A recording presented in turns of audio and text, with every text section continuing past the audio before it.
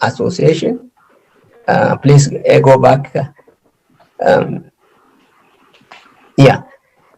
Maccaa Tulama Assosetion, a pan-Oromo civic organization which was established in 1963. The objective for Maccaa Tulama Assosetion was were building schools and clinics and promoting literacy, public health, social and economic development in Oromia.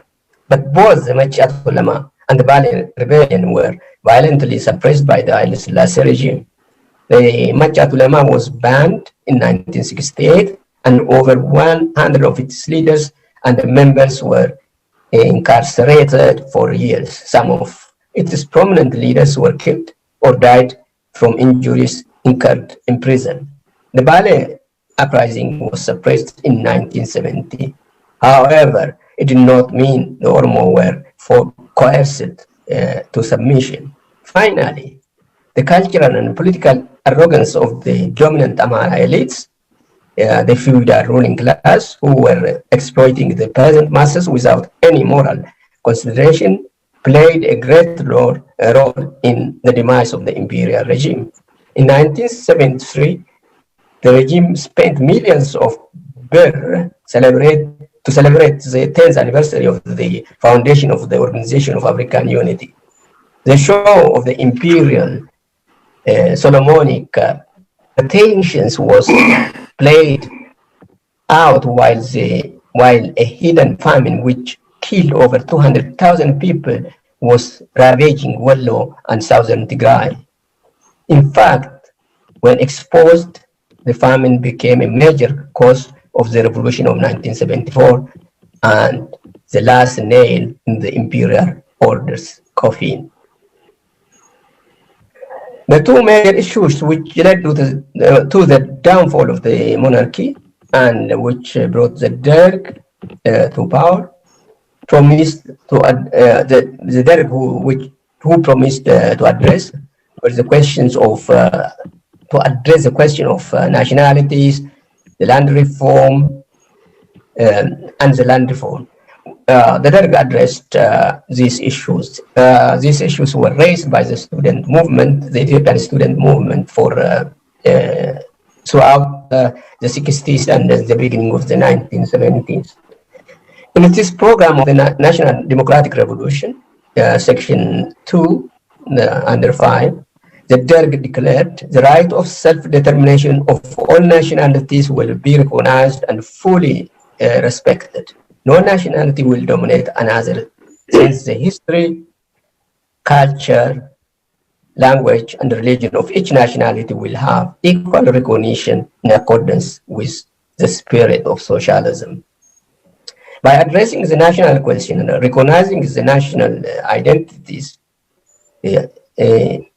for example, Oromo were called no more Galla, and the right of constituent peoples of the empire, the Derg promised the decolonization of, among other things, place names which were changed from Oromo to Amharic or biblical names by the imperial regime. We got back many of the place names. Decolonization, the colonization or the colonial names were changed back to Oromo names.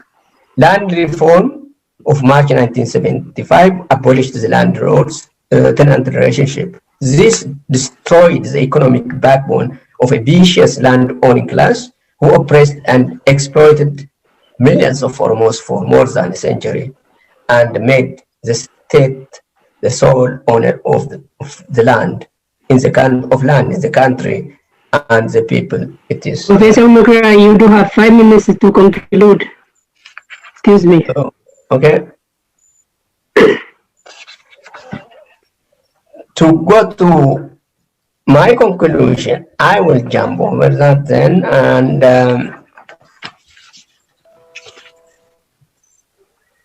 to summarize, I go leave other issues. 3 conditions under which people ought to gain independence should be observed anyway.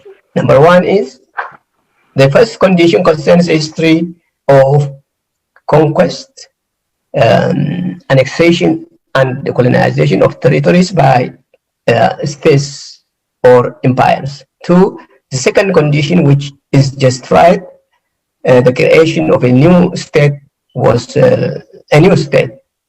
prolonged conflict, leading to massive violation of human rights involving a state and a nation or an indigenous group with a specific homeland or territory. The third is the creation of a new state occurs when and where the inhabitants of a sub-state or territory shows the desire to secede from a state or an empire of which they have been a part for a long time. In addition, in the case of Ethiopia, Article 39 of the Ethiopian Constitution grants every nation, nationality, and the people in Ethiopia an unconditional right to self-determination, including the right to secession. I'm bringing these because the Oromo have all this right or gone and through all this through this subjugation and repression by the Ethiopian state. In short, the Oromo people have struggled for the right since their land was conquered by the Abyssinians. As the descendants of the builders of the Gada system, with proud history and cultural heritage, they have the right to exercise their democratic political culture and occupy their rightful place among free and independent nations in the world. To summarize, the Oromo people came under Abyssinian rule not because it is where they chose to be, but because they were conquered and colonized. As such, the Ethiopian rulers have no legal claim on Oromo territories, nor do the Oromo people have any moral obligation to stay within the Ethiopian state that has done incalculable harms that cannot be described here. During the last 4 decades, they gave peace a chance and genuinely participating in efforts to reform the Ethiopian state system and establish a democratic system to live in peace with all peoples, even their perennial tormentors. But these efforts failed disastrously. In general, the Oromo people have paid dearly with precious lives of their sons and daughters, mineral sources, agricultural produce, and wealth to sustain uncaring people and the government. Over the last 150 years, the Ethiopian state that recruited Oromo young men and women to fight its wars while abusing their rights and Oromo peoplehood. The Abyssinian elite have undermined and denigrated Oromo history, culture, and language, and consecutive Ethiopian governments have looted and expropriated Oromo resources to support its progress and benefit the Abyssinian ruling elite and their agents. The question is, given the irrational and hateful narrative of the Amharic-speaking elite, how could the Oromo people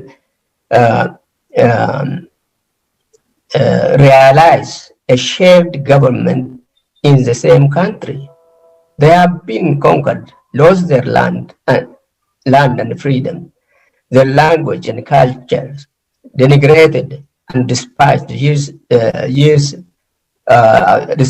despite years of repeated abuse. The efforts for peaceful coexistence have been met with deceit and violence. They have been in an abnormal situation for a century and a half, patiently working for and waiting to see change, but have got nothing than dehumanization and violence as described above. By now, it is clear to everyone that the Abyssinian political culture is inherently violent and incapable of reforming and democratizing. Professor Maccaa, you do have only 2 minutes. Excuse me. Okay.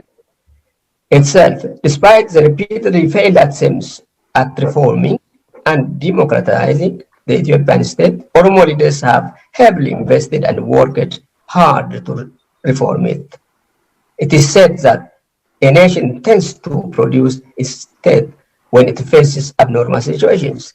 Today, when all avenues for mutual respect and shared government within the Ethiopian state are closed, the Oromo people and their leaders have no choice except establishing their own independent government that cares and protects the Oromo and all other residents of Oromia.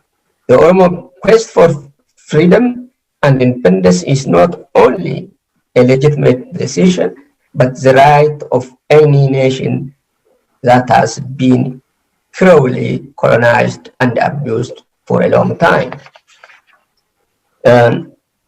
Statehood is a collective aspiration of more than 40 million Oromo people who express demands frequently in popular protests across Oromia for several years and articulated it eloquently in their music, arts, and poetry, and reflected in their politics, observed and registered in numerous news reports and scholarly studies. The Oromo people have a deeply rooted tradition of democracy, a culture of tolerance, and peaceful coexistence with neighbors. They believe in religious diversity and protect the rights of minorities within their society. The Baro Tumsa Institute believes that the establishment of a democratic and independent state of Oromia can serve as a beacon of stability and a model of good governance, not only in the Horn of Africa, but for the whole continent. Thus, there is no justification for the Oromo people to be perpetually held hostage to an authoritarian and undemocratic system. As a descendants of the builders of the Gada system, with proud history and cultural heritage, the Oromo people deserve to be free.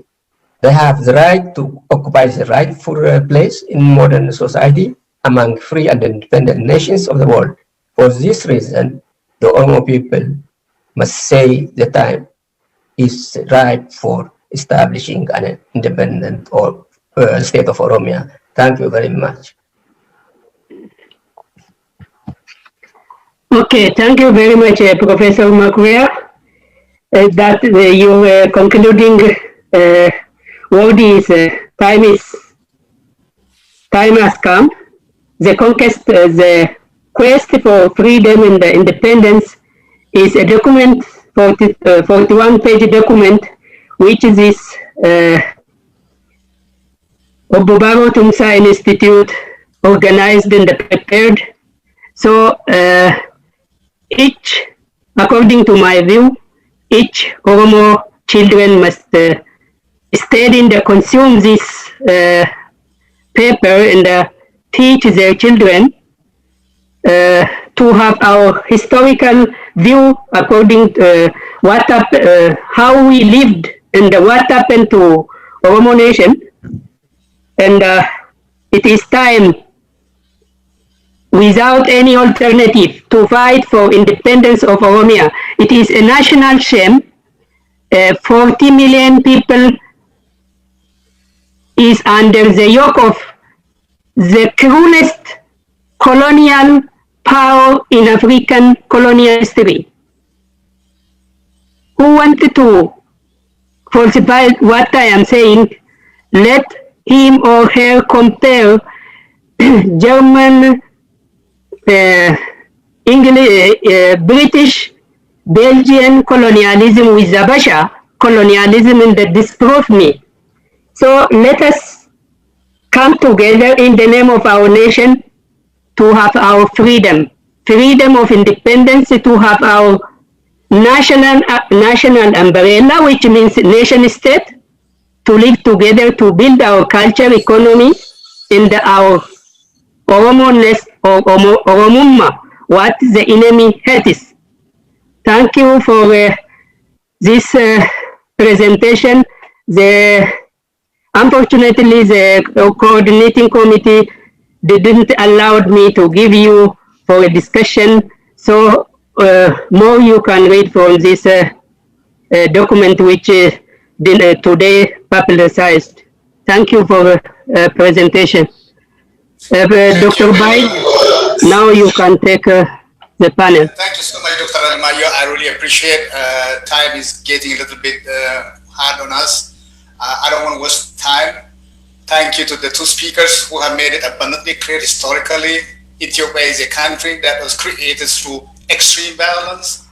And right now, honestly, we don't even need history.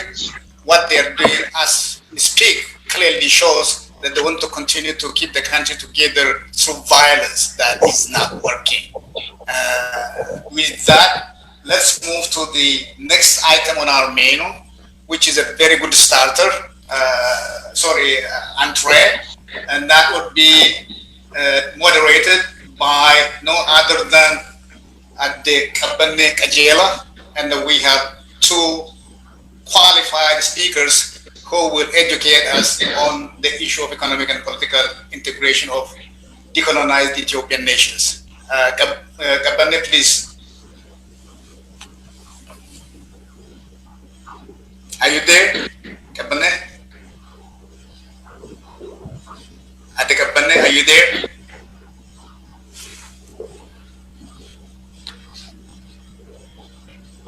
Dr. Bairo, according to the PEP, the plan is the right for self-determination in Ethiopia. The speaker is John Young, Professor Young. You changed the plan? That comes after the economic and the political integration. Okay, excuse me. Yeah. Please, Dr. Kabane, are you there? And the speakers are Dr. Samuel and Dr. Samuel, Dr. Tafari, and Dr. Adunya.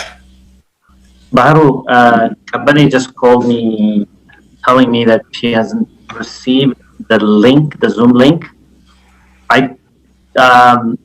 Somebody could probably send her the link if they have her email address. In the meantime, I don't think I need any introduction. I could just go into my presentation, and as when she comes in, she could probably introduce my two colleagues, Sam and Adunya. Will that be okay? Great, that would be perfectly fine. Howie, please could you shoot that link to Kabane, and then over to you, Tapari.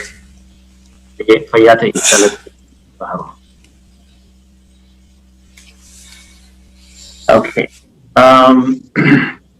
Here's what my colleagues and I are going to do in the next several minutes. Oops, let me.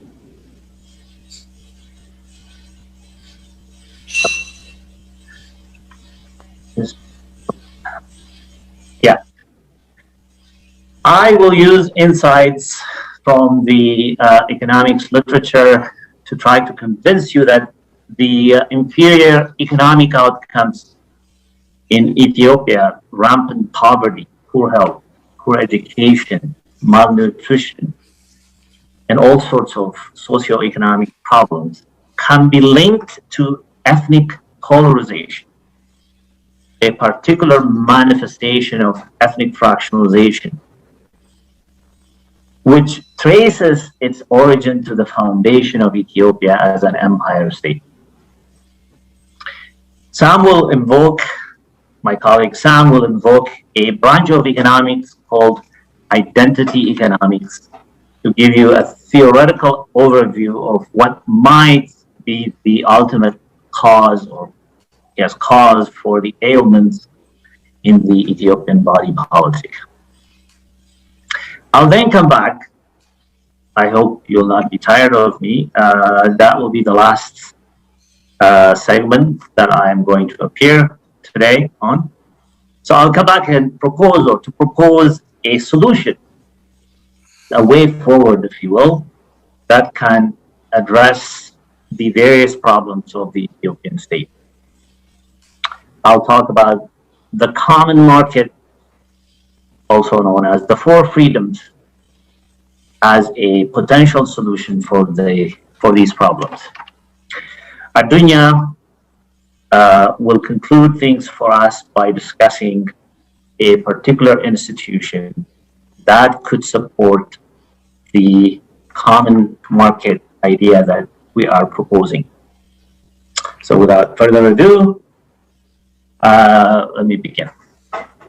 The economics literature, for those who might be familiar with it, linking ethnic fragmentation and polarization.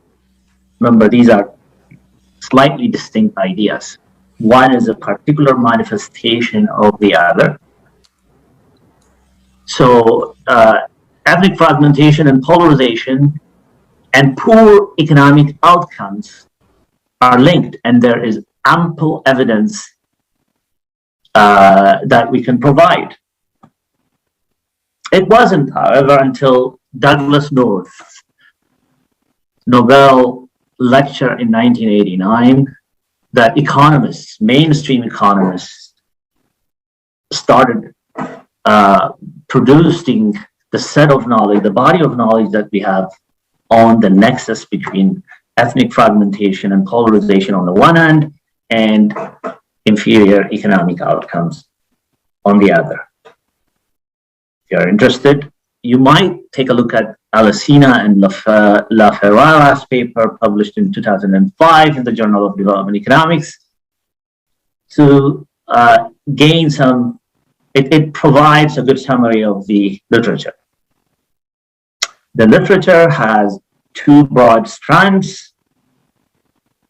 Some of the studies are conducted, use a cross-sectional approach, and others are more focused and use or utilize microeconometric analysis of the data.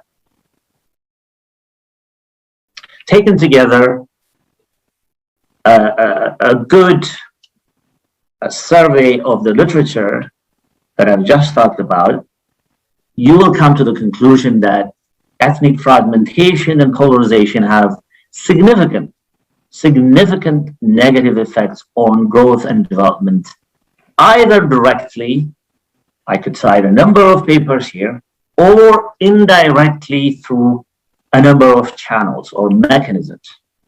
What are some of those important or main mechanisms linking ethnic fragmentation and polarization on the one hand and bad economic outcomes on the other?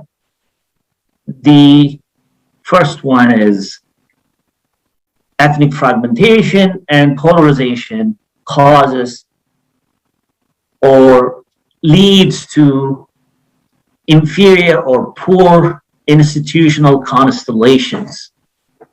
A seminal paper by Easterly and Levine, published in 1997 in the American Economic Review, and I could cite some others, additional others, offer this evidence, the institutional path or the institutional mechanism.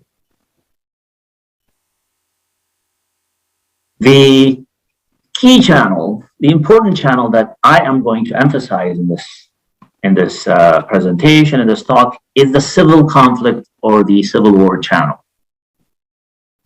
Several studies, again, can be cited here. I will come back to this because it's more relevant in the Ethiopian context, and that's the key channel.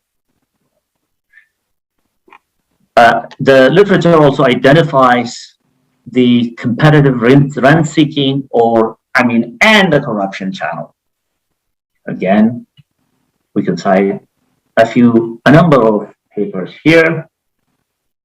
The other channel that has been identified in the literature is that explains the link between these two variables of interest is the public goods channel.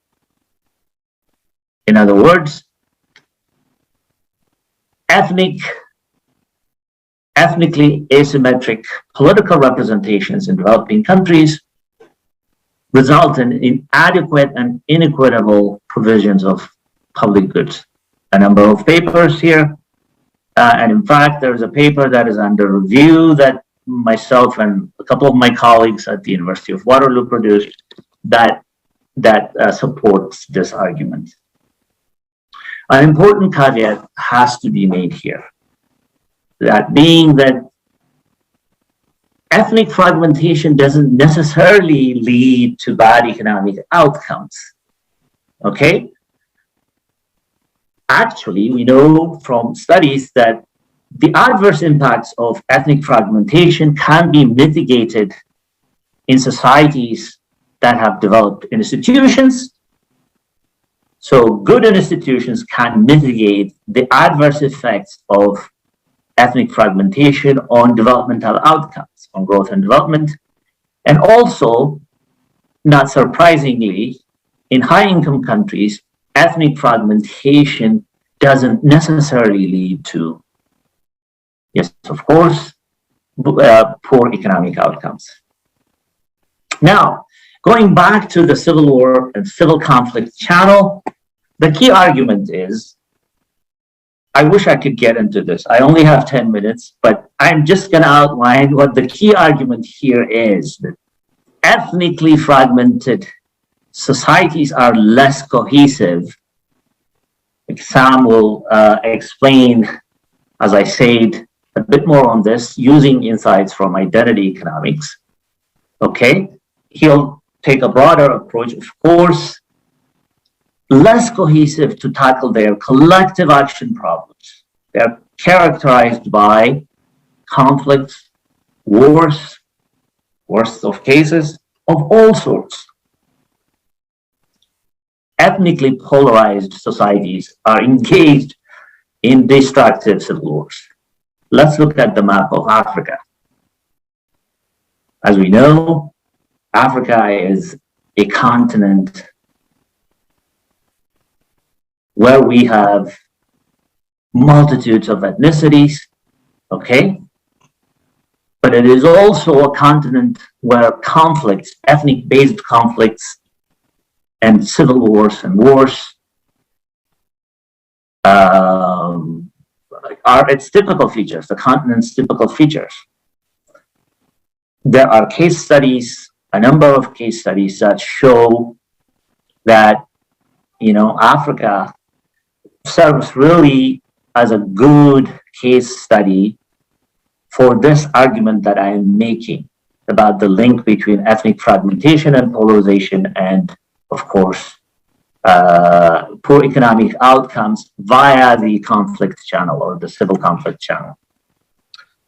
Ethiopia, in my opinion, I will argue this in the paper that we are going to produce with my colleagues in more details, but I don't need to convince the audience on this panel that Ethiopia also serves as a case study for this argument that I just made, that Ethiopia or ethnic-based tensions and conflicts have been the defining features of modern Ethiopia. Contestations underlying the Ethiopian states over which destructive civil wars have been fought,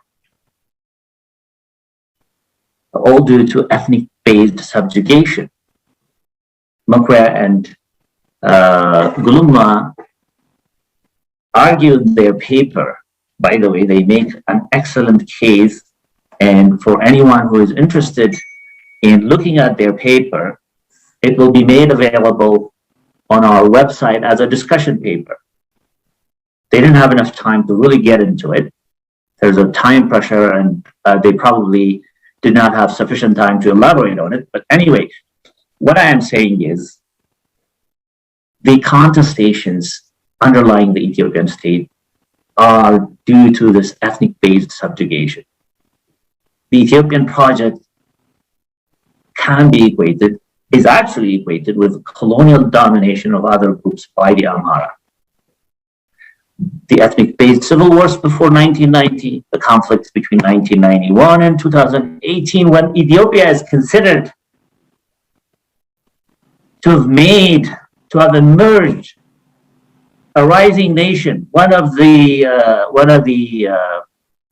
elephants, whatever name that journalists like to give to a feel-good story.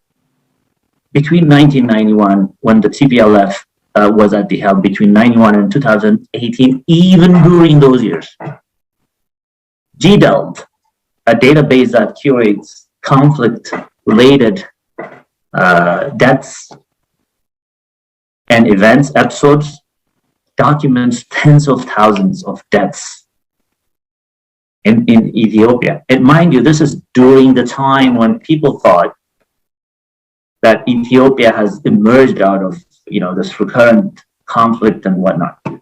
Anyway, of course, it's right upon us now. Ethiopia is about to disintegrate due to the number of conflicts engulfing it in Tigray, Oromia, Benishangul. I don't need to tell you about what is happening in Tigray and Oromia in more detail. It's available. It's the international media is covering. It's on the headline of New York Times and The Economist, and you know, BBC's headline news last night was the conflict in Tigray. What did Ethiopia gain from this? Of course, nothing. Unmitigated disaster. Millions died mainly due to the conflict directly, those who are engaged in warfare, and famines caused by the conflict. Tens, perhaps hundreds of billions of dollars worth of economic loss. If we really estimate that the opportunity cost of the Ethiopian colonial project, resources that could have been put to better alternative uses. The Prime Minister himself came on national TV without any shame, talks about his government spending upwards of $6 billion at purchasing power parity. At constant dollars, it is less. In the last 8 months in Tigray, unsuccessful attempt to subdue now the so-called Tigray Defense Forces. That's the minimum. So after 50 years of civil wars due to ethnic polarization, Ethiopia is dirt poor because of this phenomenon. I don't need to explain, you know, all the other dimensions of poverty that it is dealing with. Today, the country cannot survive, I tell you, without aid that is flowing from different quarters. And it's on the verge of collapse. I don't think anybody could help it. I'll stop here and pass a time to Sam to give his talk. Thank you. I don't think the moderator is in, so Tafari, please, do you mind to introduce Sam? I'll be happy to. Please, both of them. Appreciate it. Okay. It's fine. Sam, we call him Sam, is an associate professor of economics at the University of Regina in Canada. He is going to give us, I don't think I need to spend any time telling you all about his achievements and the papers he has published. You can look at his website, but he'll give us additional insights into this problem that we are trying to address here. It's you, Sam. Take over, and then I'll say a few words about Adunya as well after you finish. Thank you. Thank you, Tafari. Thank you also for inviting me to participate in this forum, and it's a great pleasure to be part of this inaugural conference of the great Baro Tumsa Institute. It's also I'm also very fortunate to speak after both Tafari and Professor Maccaa, who have argued sufficiently why the very nature of Ethiopia necessitates liberation of ethnic communities, to put it simply. What I'm going to do is I'm going to present some economic theoretical arguments showing that when diverse ethnic communities are forced to live together under the yoke of a certain imperial power, conflict is cyclical, it's inevitable. As the empirical works by Dr. Tafari has shown, there will be inferior economic outcomes. So this is what I'm going to do. I'll go into the identity-based economic arguments, some microeconomic behavioral observations that results in those general conclusions and empirical outcomes that we have. I hope the illustration that you see on this first slide provokes some thought about what it really represents. Dr. Tafari concluded by saying that the negative economic consequence could be mitigated if there are better institutions, if there are already good institutions developed. But here we have the case where we have a very fully functional democracy. There is no ethnic marginalization of any sort, but still there is a hefty economic cost when we have different ethnic groups forced to live together. This is a case of the cost of official bilingualism in Canada. In 2012, the Fraser Institute estimated the annual cost just for the language enforcement, or the fact that the federal government has to operate with the two languages, amounts to 2.4 billion. This is just one type of cost. The other costs, people who follow the financial market know that the Canadian bond is relatively is of a higher interest rate, because the financial market attach some premium to the risk of disintegration, because it's the country lives under a constant fear of Quebec possibly breaking away from Canada. That is a risk, and there is a financial risk, and therefore even with a fully functional democracy, even after every institutional problems are resolved, when there is any sort of discrimination, there is still a cost. So this is the minimum you can think of. But as we know from the development literature that Dr. Tafari presented, the cost is immense. When there is ethnic polarization, there is constant conflict. And the argument I'm making is that that conflict is inevitable.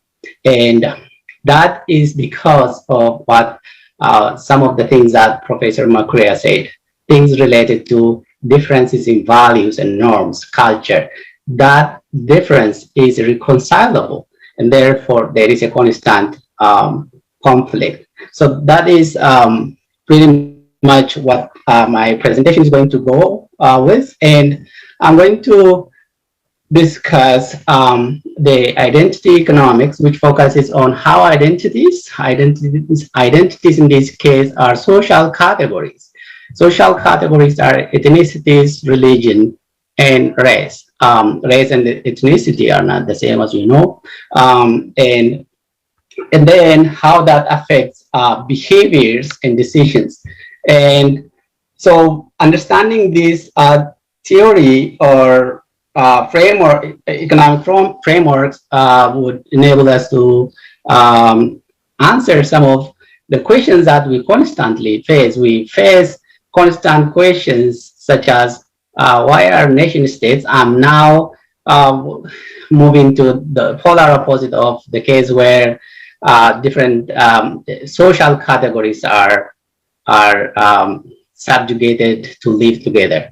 So the polar opposite is nation states, as you all know. So why are such nation states successful in building better institutions? So earlier, Dr. Tafari mentioned that better institutions help us to mitigate some of the negative consequences.